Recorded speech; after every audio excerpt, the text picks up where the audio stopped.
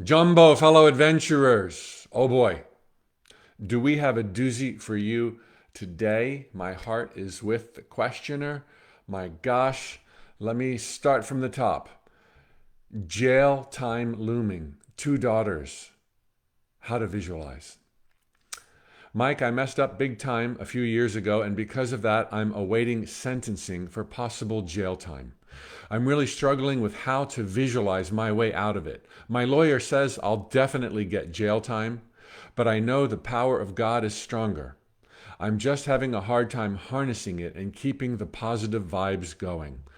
I'm not at all concerned about me, going to jail, etc.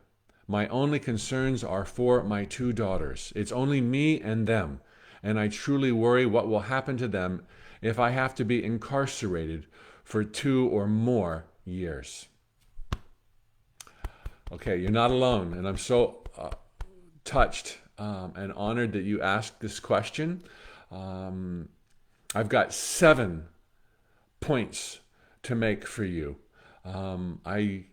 I could just feel what you're going through, the horror, the fear, the vulnerability. Um, I think I have good news for you, if that's the right way to put it. First of all,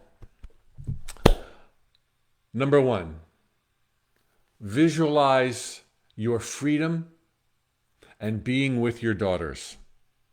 Do not visualize the judge. Do not visualize your lawyers. Do not visualize the process. Visualize the outcome. And when you visualize, feel euphoric joy, even if you totally have to fake it. For 5 minutes a day, that's it. 5 minutes a day, maybe before the day begins, in a quiet place, get there in that zone of thank you, God, thank you, God, thank you, God. It paid off. It worked. Everything is going well. I'm with my daughters. We're going to go away for the holidays. It's done. It's behind you. Do not go into logistics. That's number one.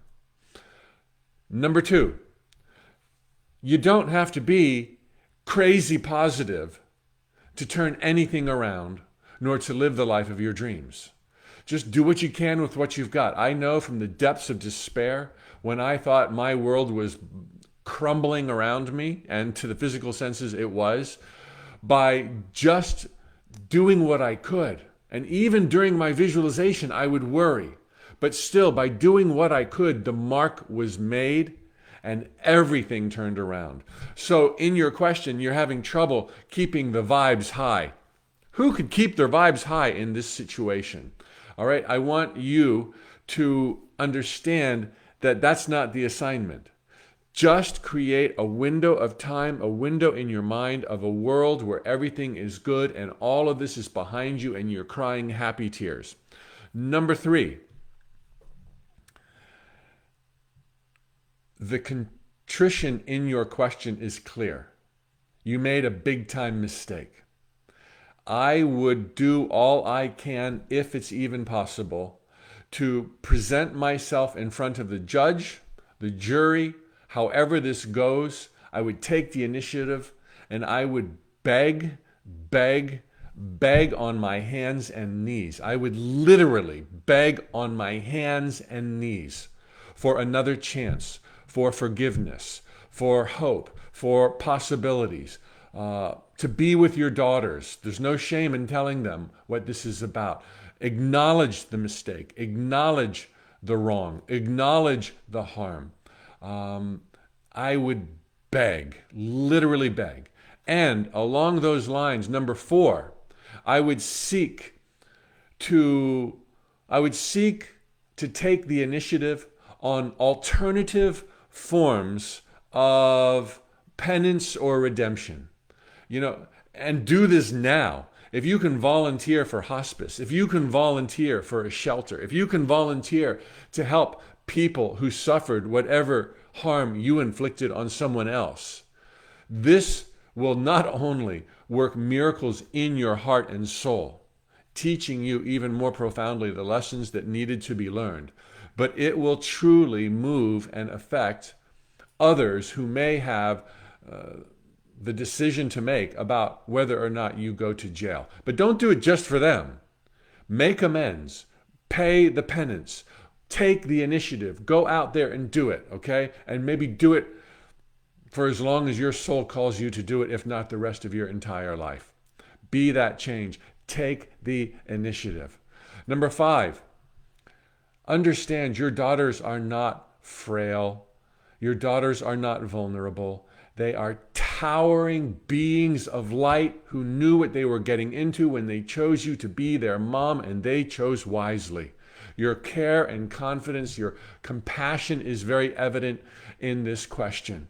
So it is important that you treat them as responsible, intelligent young ladies who are looking for their place in life, who have within them what they need to succeed and thrive and make good choices, and do not see them as something that the fickle winds of time can blow about like a dandelion.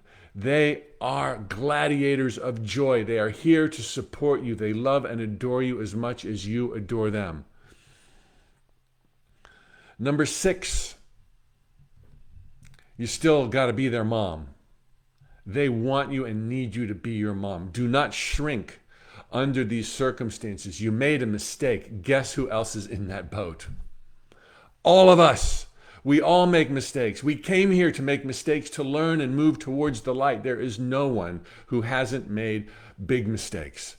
Okay, and so now you're in a position where you've got to face the judge and hear your sentence, but you can influence it. Do not shrink. Do not see yourself as beneath anybody.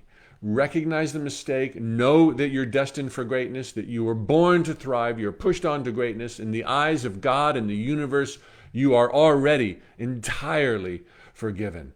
But be their mom now. I want you to make a plan with your daughters. I want you to make a plan before you stand before the judge. I want you to have them understand that you have your dignity and they can keep their dignity, and that there's no shame in making a mistake and paying the dues, or whatever you call it, that society wants to exact upon you. Stand and be counted and be their mom. The plan will be communication. The plan will be mutual respect. The plan will be to continue reading. The plan will be to guide them to really great books that are age appropriate, for them to understand life's grace and magic, their power, and the infinite possibilities. The plan is, even if you get put away for 2 years, you'll still be in contact and you'll still have the best of your life after those years. So be their mom. You must continue to be on that mantle and to call the shots and to let them know that making a mistake has not diminished your power, nor your love, nor your sense of responsibility for them. You are totally capable of doing this if you can ask this brilliant question with your open heart. And number 7, when you are granted clemency, when you are forgiven by the system, maybe the day you stand before the judge in weeks or months' time, or at the end of a sentence, never forget what you went through, never forget these lessons, and pay it forward. You will be cut slack. I know you will be cut slack. I know it's going to be better than you think it's going to be. And when that comes, you pay it forward and never stop paying it forward for the rest of your life. No one can manipulate other people through their thoughts. You can't make that judge give you clemency right now, but you can influence them. And your attorney, while your attorney means well and is trying to guide you in the most practical way, and your attorney has told you that you have to go to jail, your attorney does not know all. Your attorney does not know metaphysics. Your attorney does not know your connection with the divine. So you can do your best. You will do your best. You will hold your head high. You will stand and be counted. You will be that mom that your daughters chose you to be. And this is going to turn out okay. You will be grateful for this baptism by fire. Your daughters will be awed and impressed by this baptism of fire. You are going to plead your case. You're going to beg for mercy. And if they say, well, I'm sorry, but you have to do your time, then you'll go do your time with dignity. You've got a plan in place with your daughters. It's going to be okay. We all knew the stage we were choosing our lives to live on. We all knew the probabilities that mom might make a mistake, I might make a mistake, we all might make a mistake. We're going to stay in this together. So hold your head high, sister. Sending you lots of love from Orlando, Florida. You're going to be okay. Okay, Diana and Elaine and Barbara and Winnie, glad you're here. And Nicole, I'm sending you hugs. And Carolyn and Ramaya. We live in a beautiful world. Don't lose sight of it. There's magic everywhere, every day, all the time. Okay? Tally ho, amigos.